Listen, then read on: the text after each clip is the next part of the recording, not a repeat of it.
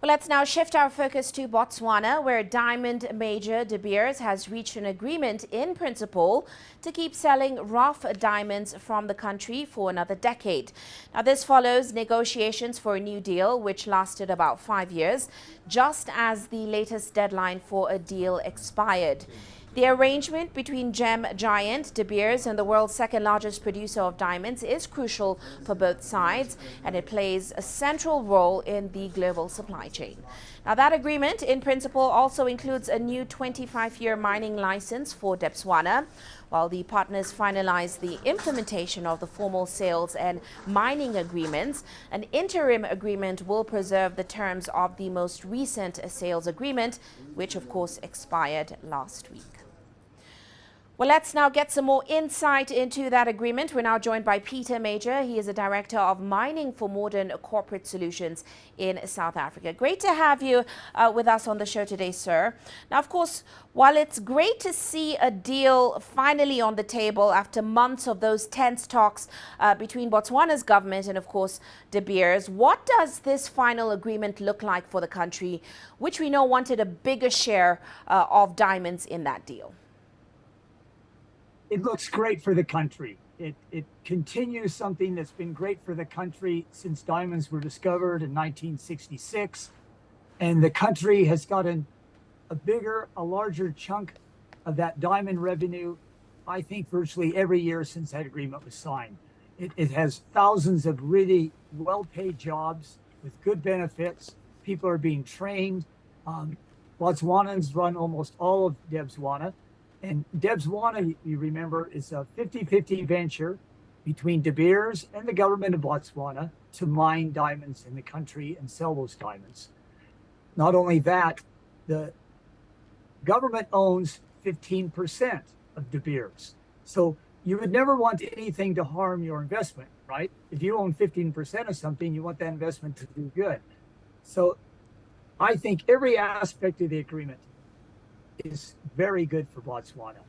And they would be more than foolish to have taken up any of the things the president said during the last few months that we all knew was posturing, typical standard negotiating. De Beers has negotiated with people like this for 100 years. They've heard it before. They're always looking long term. And at the end, it shows the government was also looking long term for what's best for its people. Right.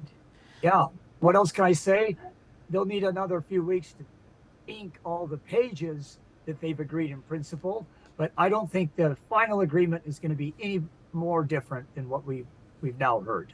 Well, what about what the deal looks like for De Beers? Because according to analysts, it isn't so great for the diamond company, and it could actually result in $100 million, a $100 million hit rather on De Beers' core earnings going forward. What are your thoughts on the deal for De Beers? I think you should be one of the analysts on the stock exchange because you've got a good sense of the detail. And yes, I hope the government of Botswana hears this. De Beers is taking a hit, whether it's $100 million or a little less or a little more. And it's pretty easy to see how they will have that kind of hit to their income statement and balance sheet. So it's disingenuous in the extreme for the government to say they're tired of being ripped off.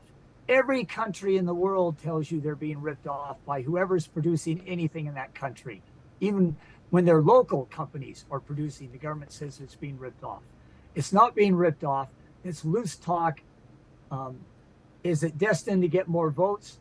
But it's nonsense. It's absolute nonsense. The government wasn't even able to sell 25% of the diamonds that it had been allocated. It's now going to get 30% of the diamonds allocated to it. Let's see how good a job they sell and get a better price than what they currently are in the De Beers arrangement. But you can work through every aspect of this. How do they benefit only 15% of De Beers? How do they benefit only 50-50 of Debswana? Now, in addition, De Beers has committed up to $75 million a year into the Diamond Botswana Trading Development Company that's going to be set up, a fund to help train and educate locals. They're winning all the way around on this, and they know it. Well, you mentioned a little there about sales going forward, and I'd like to get your take on what the outlook then is for Debswana, especially given the fact that the sector is facing headwinds from a 6.5% drop in diamond prices year to date. We're also seeing a loss of market share in the diamond market to synthetic diamonds. What's your outlook for the sector as a whole? I am a bit wary about it. I know diamonds are our best friend, but it's what price you pay and what price you get for them. And all the government can do there is work with De Beers at creating very efficient production, sorting, and marketing chains. If you start competing with each other, you will upset the market, and then you'll both be selling at a lower price.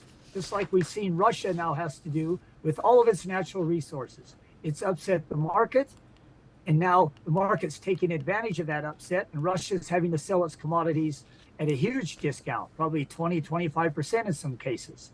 Now, the government of Botswana must be wary of that. You have to present a united front. You can have disagreements, but try and keep it behind closed doors. Keep it civil and professional, and realize you're tied together, you're handcuffed together in this. Botswana might have another 50-year of diamonds in the ground. Maybe it's got more.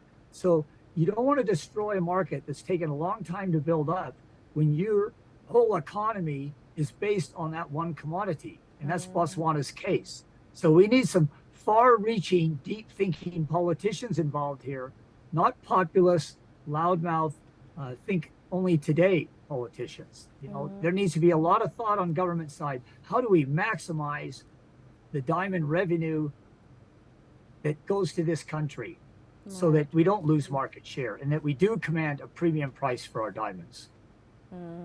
Well, we do have to leave it there, Peter, but as always, thank you so much for those great insights and for joining us on the show today.